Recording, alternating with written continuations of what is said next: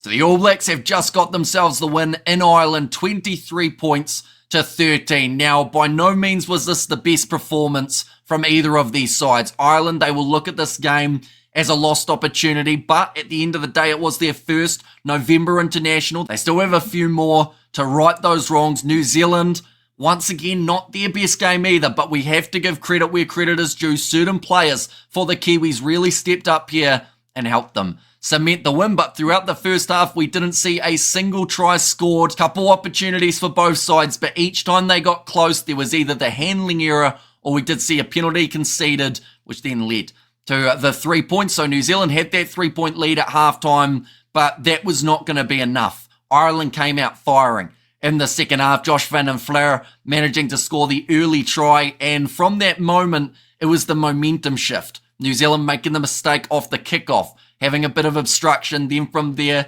Sam Cane taking it back so that it was a 5-metre scrum. And it just seemed like the home side had found their next gear. But New Zealand, they stayed patient. They managed to fire back. Their bench was once again the difference maker. Cam Roigard, I have to say, Cortez Ratama just didn't have the best game. But when Roigard made his way off the bench, the entire match changed. New Zealand's backline was functioning. McKenzie got himself man of the match in that number 10 jersey. But Ireland, they also managed to get all their kicks over, so the kicking tee was not the problem, but it definitely was when the ball was in the hands of the players. We saw the possession stat. It was in favour of New Zealand, 59% in their favour. In the first half, though, it was actually 63% in the hands of New Zealand, although not a lot of time throughout that was actually spent inside of the Irish half. But I am curious, of course, to see how these two sides go in their next contest. For New Zealand, it is a straight turnaround. They are going to be taking on France,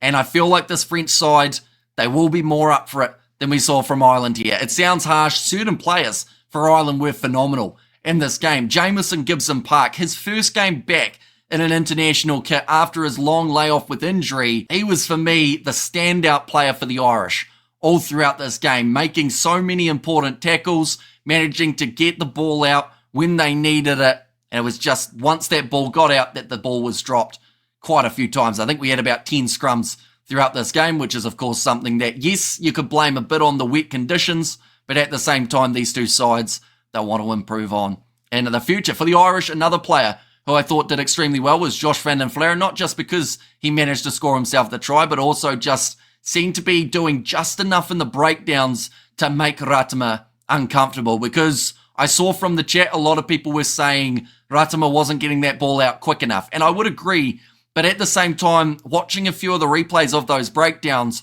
Ireland's tactic was to get someone in there, not illegally, but just get them in that breakdown and cause a bit of disruption, push an All Black forward backwards, just that tad, so that then Ratama wasn't sure if that was when he was clearing the ball or whether he had to wait for that counter ruck. So I think that is something that Ireland do deserve a lot of credit for. Throughout this game, they were able to use that to their advantage, put the pressure on Ratama, but in the end, when Roigard made his way on, that is when the game was won for New Zealand. Will Jordan at the back for the Kiwis. He had a decent game, although he did have a poor kick right at the end that almost cost New Zealand after we saw James Lowe get that 50-22.